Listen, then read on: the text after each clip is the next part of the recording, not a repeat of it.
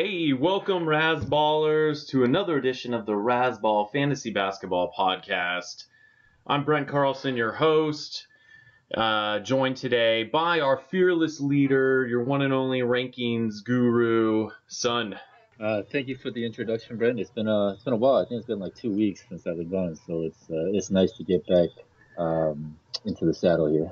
I know, and I invited Sun back, or glad to have Sun back. He can come on whenever he wants for this quickie. I'm all about the quickies, Brent. All right. All about the quickies. Yeah. Well, speaking of quickies, let's quickly jump right in then to the meat here. Anything you've seen? You've been gone 2 weeks. Anything you've been itching to talk about, to point out to people, to bring up? I mean, it's great to have basketball back. Amen. It gets a little crazy for me because I got to stay up later and write these recaps. But it's good because I get to get a feel for pretty much everything. So I don't know. I guess the things off the top of my head, I guess Sacramento. They won tonight, so they're 5-3 now. But last year they were dead last in offensive pace, and now they're at going into tonight's game they were third. So that's a huge shift, and I think Craig was all over that. And so I have my doubts, just in terms of assumption of rational coaching. That's a Sigmund Bloom phrase from a football guy, so got to give him credit. But I have my doubts with that, but they're doing it. So eventually, right? You draft in the top 5. Eventually, you're gonna start getting better, right? Well, for sure. I mean, let's talk about Sacramento from a fantasy perspective. Speaking of top 5, Marvin Bagley has really jumped in and started making some fantasy waves after maybe even getting cut in a few leagues after his first week. But now he's starting to get really close to posting those double doubles we were promised, and he's even blocking more shots than we anticipated. What do you think about MB3? Yeah, I'm still not that high on him. The athleticism obviously jumps off the chart. Both on the offensive and defensive ends. But he's just so raw offensively in terms of like his offensive repertoire. The athleticism helps with the blocks and things like that. But my main issue with him is that uh, he's only getting full run like when the Kings are in a blowout. If the game is competitive, he's only getting like low 20s minutes. So he's been more efficient as of late. But the guy I really want to talk about is Nemanja Bjelica. Yeah.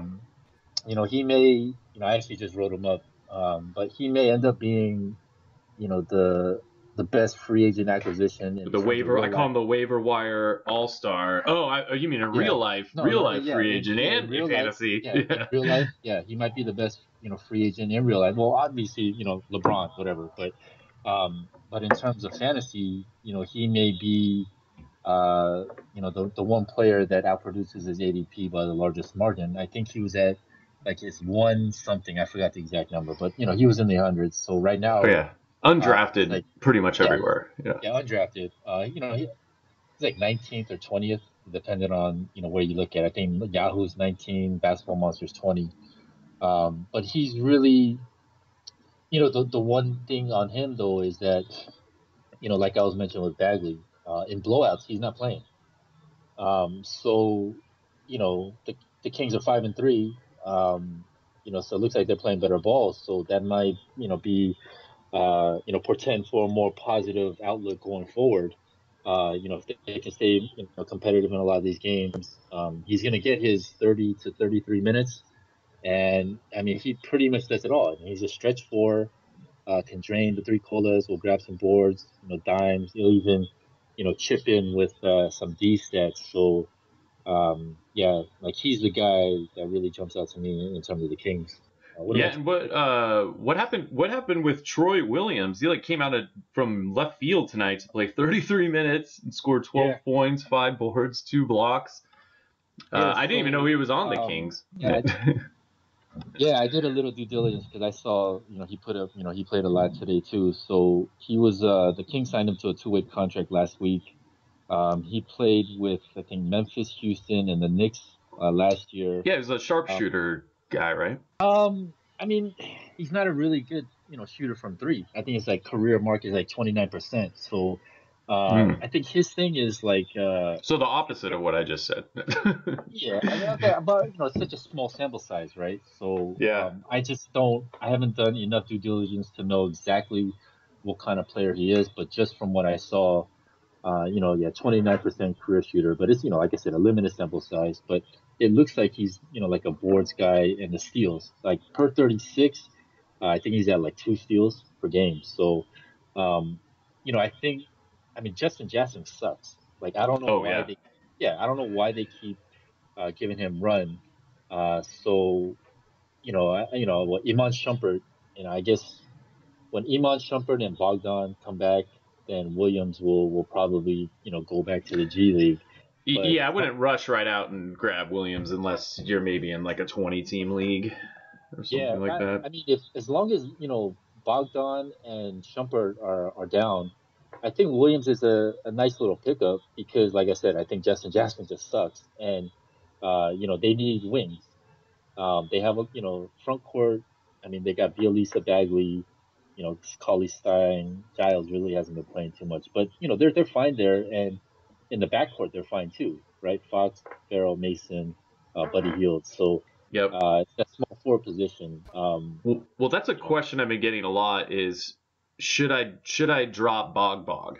For people that have waited this long on Bogdanovich, is he worth holding on to, or is he coming back to a really crowded Kings backcourt? Because Buddy Hield's playing great, and Bielitsa and Fox, these guys are holding it down. I mean, he's obviously going to beat out like Frank Mason and Schumpert for minutes. Is the minutes going to be there for him to be worth holding on to? yeah, I mean that's the unknown, right? I do think that I haven't exactly looked too much into it, but I do think that they ran Bogdan and Buddy Hield, side by side together at times last year. So I think it's feasible that he could slide into the small forward position, keep Buddy at the two, and Yeah, Fox at the push one. Jackson to the bench. Yeah, like I said, he sucks. Yeah, So I don't get it. I don't know how that guy's a starting NBA player. When I watch him play, it just looks like he just doesn't care. He looks like he only wants to shoot like that baseline 3-pointer, and that's just yeah, exactly what he did in college. yeah, Was he just yeah, ran right to that baseline three, and he got hot when his last year of college. He kind of caught fire a little bit towards the end of the season and pushed himself up the draft. But yeah, I don't get it. yeah. I don't get it either. Um, yeah, but hopefully, like I love Bogdan coming into the year, so I was kind of disheartened that with his injury. Um, but I don't know. I mean, 6'6", 200. I mean, can he hold up at the small forward position the whole time? I mean, I think he can, but Yeah, there's just some unknown there, right? Just because we don't know how they're going to allocate the minutes and the positions and things like that. But me personally, I would hold him it's a good just because, offense to be coming back into. yeah, for You sure. Like I said said, third in pace. yeah, third in pace. So there's going to be a lot of opportunities there. And on the opposite side of that Sacramento win tonight was the Magic. Uh, you know, Nikola Vucevic, one of the three awesome Nikolas So right good. now, was awesome again with a 15-15 double double, 5 assists, so the 5-5-5 with a block. I mean, that guy's on fire right now. Aaron Gordon, great game, a double double, couple blocks. Jonathan Isaac, another kind of dud, for a guy who started getting up into like fifth, sixth round in some drafts, with all the hype around him. Are we still a year too early on Isaac? Yeah, it's funny because I'm right in my recap, and so this is the first game that ended. So yeah, I just inserted the Public Enemy. Don't believe the hype. Um, yeah, I think we all got a little gassed. He's still only 21 years old, right? Um, So I think we expected a little too much too soon for him. And it's not Uh, like last year he showed like flashes of brilliance or anything. He kind of right. sucked last year. Like we were Well, kind of I mean, going off his skill set, you know, yeah. and Well, he was injured, that's why, and I well, think yeah, that's what kind that of was what the excuse was. Yeah. yeah, that helped perpetuate, right? Because if he wasn't injured and he sucked, then we wouldn't, right? Yeah. It's always like, you kind of latch onto the unknown, right? And you kind of, hype that up. So, yeah, Something to watch out for next year is don't go for the oh he was injured that's why he didn't play good guy.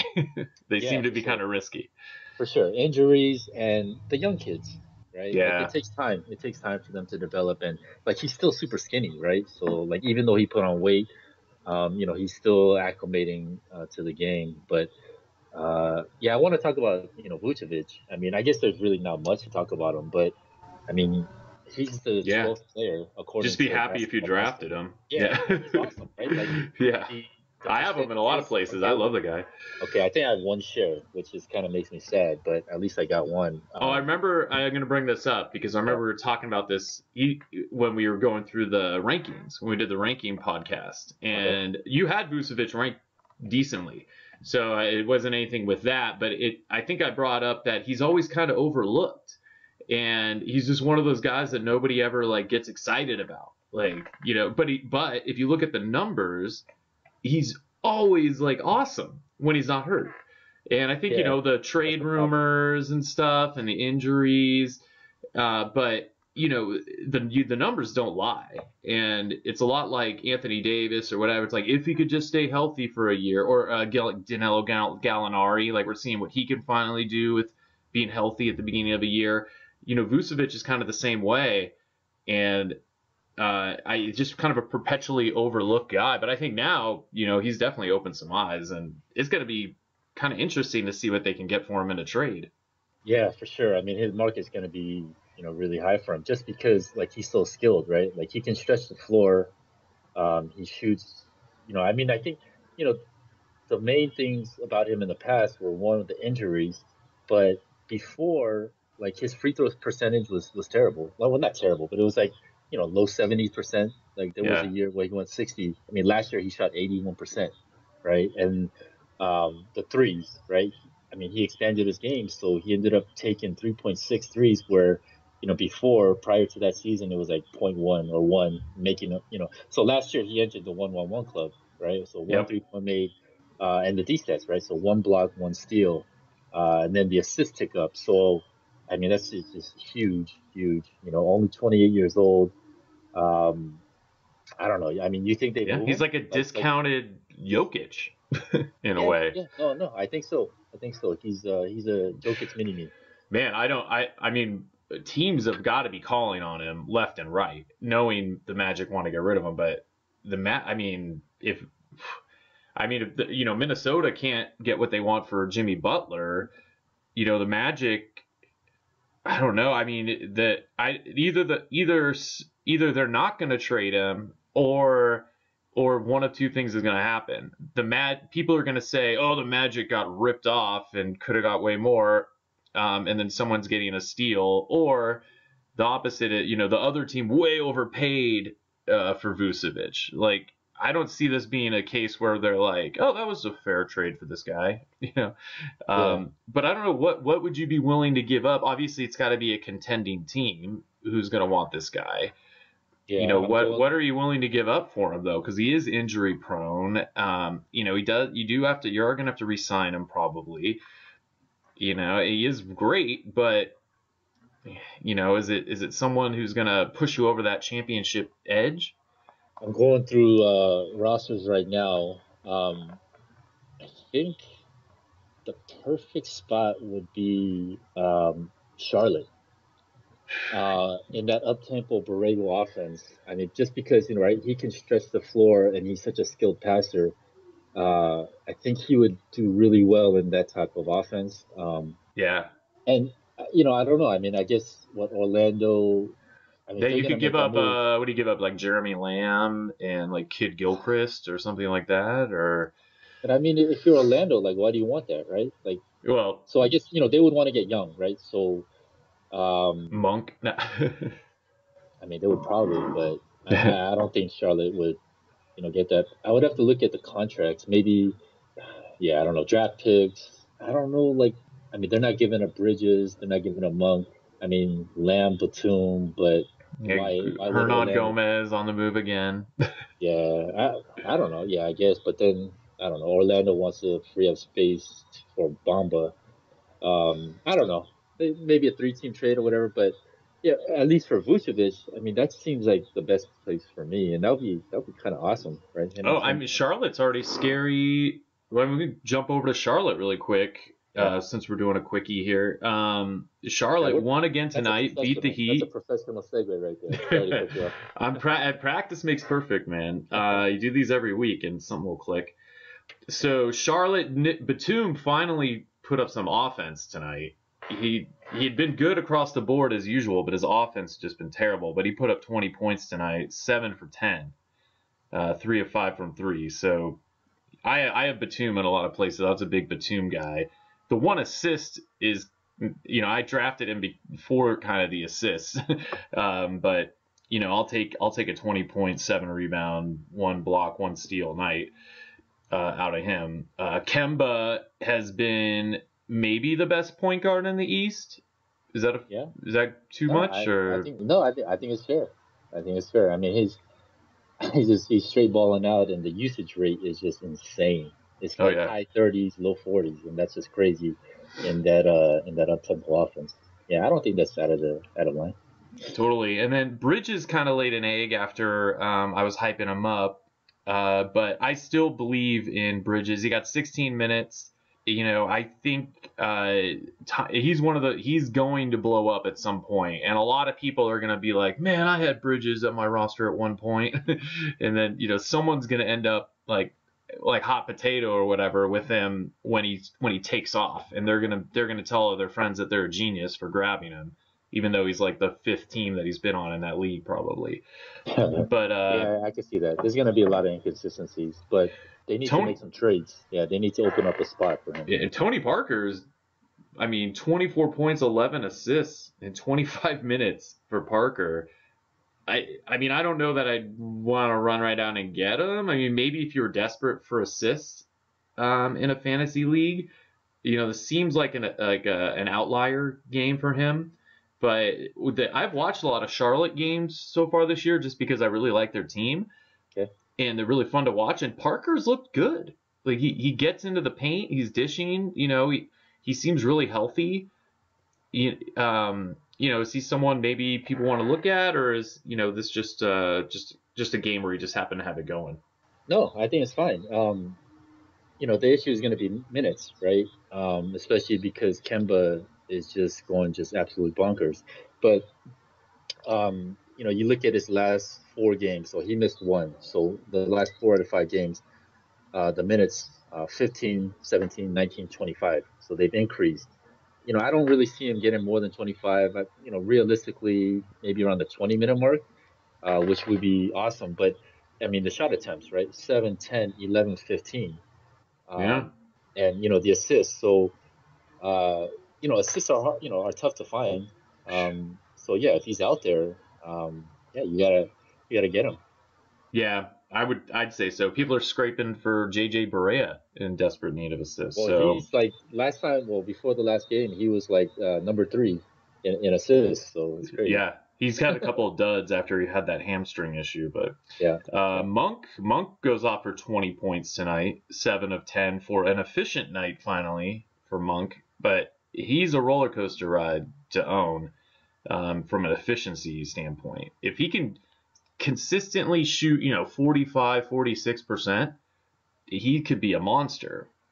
But he didn't really have any other. I mean, you're really getting Monk for the threes, because he's the type of guy who'll drop over 3 threes in a game, which is, pretty big.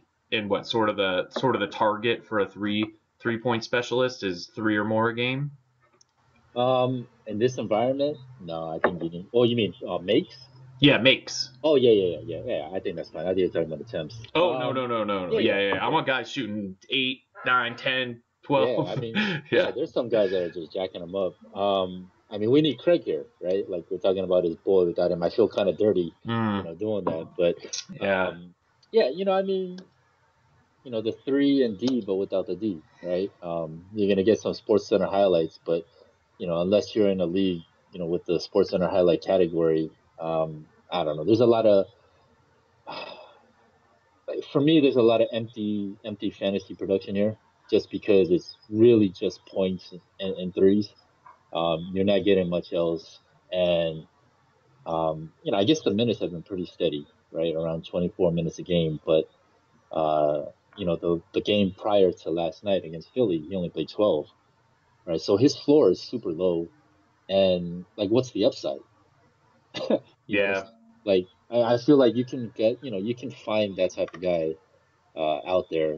But if you're grabbing him, you're holding out for the hope of Lamb getting traded or something like that, or Oh yeah. Lamb getting replaced, right? Because I think he outminutes him.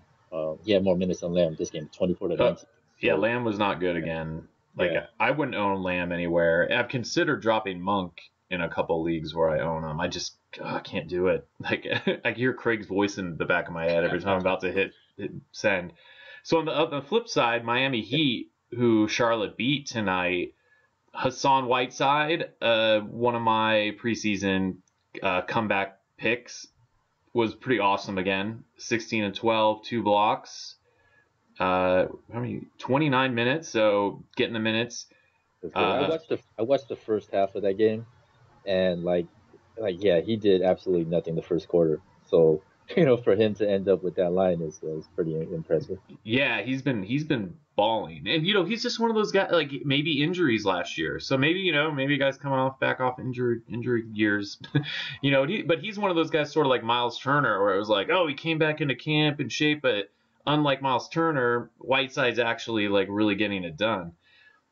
Uh, Yeah, sorry. I don't. Yeah, like Whiteside is nice, and I think he's leading the league in rebounds. Is that right? Or he's He's gotta got be to up be there. close. Yeah. Yeah, I mean, like watching Bam play. I don't know. He just looks so much better than Whiteside to me. Like, I Yeah, feel like but I wish they would play Bam more. I mean, he's just so crazy. But Bam doesn't really block shots. Whiteside, is getting two or more. that's true. That's true. And the boards. Um, I don't know. I just feel like if you give Bam consistent run, like, I feel like he can do it. Yeah. I don't know. It is what it is. I mean, And they're both awesome. Dwayne Wade's put up some good games too recently on his farewell tour. He had 19 again tonight, four threes, six Yeah. for 10. What are you But doing here? the guy I like, so Magruder's still getting the minutes. Yeah. I know James Johnson's not back yet, but Justice Winslow's back. Ellington's not even getting minutes. Yeah. Magruder, though, I think if you grabbed him when he was hot, this could be a season long thing. Like It's his possible. shooting's cooled off a little bit, but he still gives you three threes tonight, 13 points, two steals, three boards, two assists. He fills up the box scores. You think Yeah. he's The thing. a season long guy? Yeah, I mean, for now, right? It just depends, like, how they're gonna bring Ellington in. That's the last piece of the puzzle you have to see, right? Um, but you know, watching him the first half of this game, I didn't get to see the second half, so the game definitely changed. But he's just not like he doesn't just sit in the corner and spectate. Like, he actually, like, moves around, like, he hustles on D, like, he'll drive to the hole. Yep. He, So, like, that type of guy, like, he's gonna fall into a rebound, or, here and there. Like, he's gonna get a steal here and there. Like, um, so I actually like that. Like, those guys that just, sit out there and just chill, take a, few steps yeah, here, few Wayne steps there. Ellington. Yeah, like, it's tough, right? Because when their shot is not going in, then they're really doing nothing. But Yep. yeah, no, I'm with you.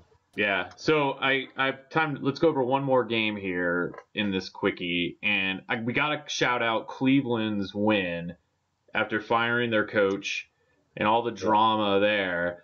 Cleveland comes in. I mean, it's Atlanta, but put up Atlanta sucks. 136 Yeah. on them on a night where Alex Len had 22 and 9 with two blocks.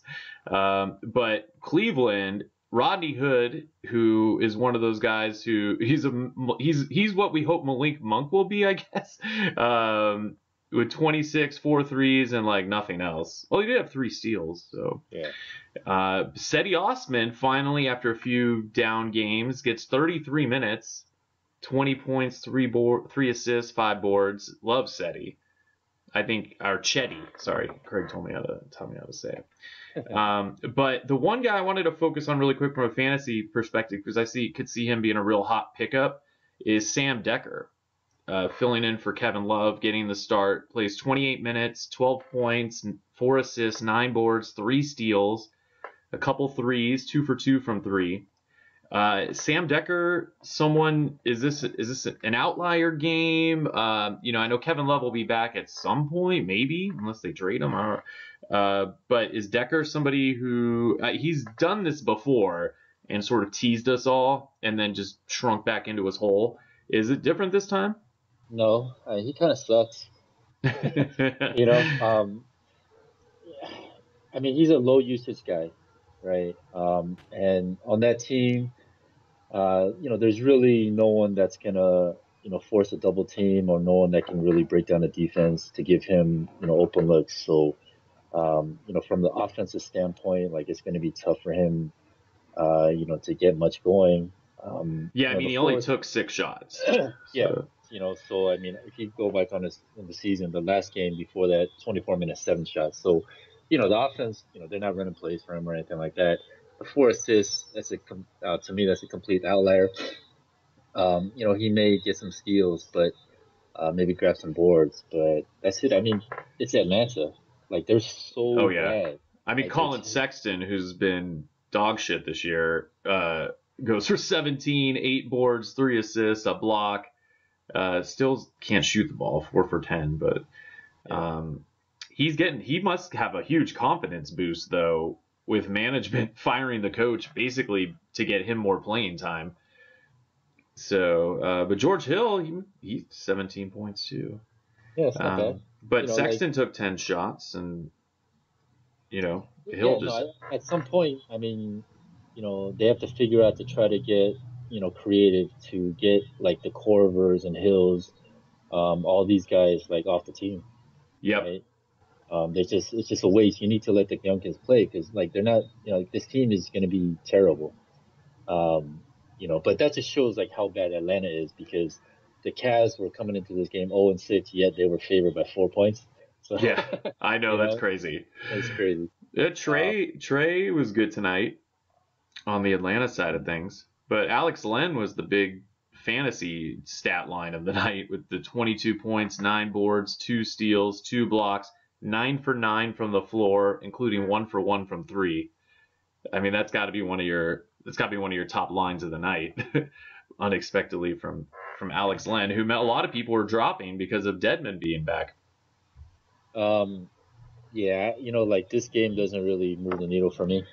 Yeah. Uh, I just like, it's Cleveland, right? It's two teams that just suck. So, prior to this game, Len 15 minutes, 17 minutes, right? And that coincides with them coming back. So, I wouldn't get gassed by this performance by Len. I mean, I think we kind of know who he is at this point. I don't know. I mean, is there still like hope for optimism here? I mean, he's 25 years old, right? Like, isn't he pretty much who he is, or no? You have a Yeah. difference. Oh, I think so. I think just that shot block, just the flashes of games like this are such a tease because he'll do this and then he'll just disappear for 3 games and then do Yeah. this again. He's sort of like Boban in that way. Well, So No, but Boban is different because when he's on the floor, he produces like per that's minute, like true. That's he's like a true. monster. It's just they just don't play him because like he gets eaten alive on pick and roll defense and things like that. But um, yeah, I mean, has been given plenty of opportunities in the past, and uh, yeah, really hasn't done much. Well, yeah, Westbrook went nuts tonight, so Did he? Boban got some time. He got 3 blocks. Nice. Westbrook and Paul George, pretty much the big Okay. 3, and yeah, I mean they all even Adams. Westbrook was 32 points, 8 assists, 4 boards, a block, 3 steals, 13 of 25. What they beat him by 18, huh? Oh, yeah. Paul George, 32 points, 12 boards, 2 blocks, 4 assists.